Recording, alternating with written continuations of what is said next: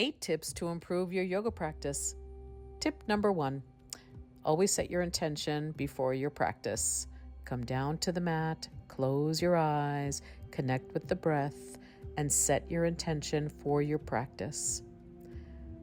Tip number 2, always practice breath work or pranayama. Prana means life force or chi, and yama means control. There are several types of breathing techniques in yoga, but we're going to keep it simple for today. Just remember to breathe in and out through the nose, keeping the breath nice and rhythmic and fluid. And remember that the breath controls the mind and the mind controls the body. This will help you to focus and concentrate during your practice and help to give you the energy where you need it. Just remember to breathe. Tip number 3, always use the yogic principles of alignment every time you're doing an asana or a pose. Practice vertical and horizontal alignment with the floor, even weight distribution, and stability. Here's a diagram that can help you imagine what that might look like. Tip number 4, engage the core. Imagine pressing the belly button up against the spine. Remember that this is your power center, and this will help you perform all of the poses with great strength and stability. In half spinal twist, here's a good example of how you can engage your core to go a little bit deeper into the twist, and this also helps to maintain a neutral spine. And in a standing pose like mountain or Tadasana, engaging the core helps to protect the lower back. Tip number 5, have props ready and close by. Here are some standard props like a block, a strap, and some grippy gloves or grippy toes. The grippies will help you if you have a brand new yoga mat, which is sometimes very slippery. So here's an example of how you can use a block in half pigeon pose. You can place a block underneath the bent leg, underneath the glute or the hip.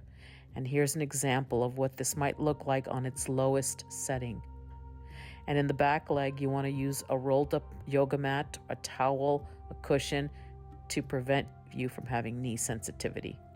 And here in half moon pose, a block can help bring the floor closer up to you. So use whatever setting works for you. This will help to give you better alignment and stability. And down on your mat, when you do a forward bend like Paschimottanasana, using a strap can act like an extension of the arms, helping you go deeper into this pose. Your props are always your best friends. Don't forget them. Tip number 6, focus on foot and hand placement. Now we're all going to look different in this pose, which is Warrior 2. Just remember the basics. You must start at the feet, ground down into the mat. Make sure that you have good contact and the toes should be facing the right direction. Again, everyone is going to look different. And in downward facing dog, the same principle applies, making sure the fingers and the toes are both facing the top of the mat. We're all going to look different in downward facing dog. So just use modifications and props so that you can practice this asana and receive the benefits. Don't be so hard on yourselves. Tip number 7, purchase a yoga book. You need to have a book. It helps you with instruction and proper alignment diagrams as well.